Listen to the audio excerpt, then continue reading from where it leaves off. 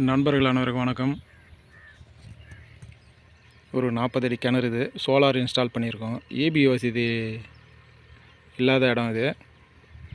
ஒரு 4 number loom சோலாருடைய இது 590 ஆப்கட் panel TOPCon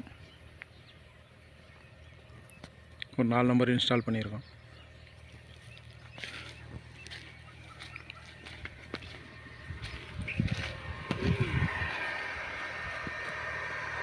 motor ரன்னிங்கில் இருக்குது. மோட்ரு ரன்னிங்கில் இருக்குது. 2 இன்ச்சு டெலிவரி. ப்ரெஷர் ஒரு மீடியமான ப்ரெஷரில் தான் இருக்குது. இப்போது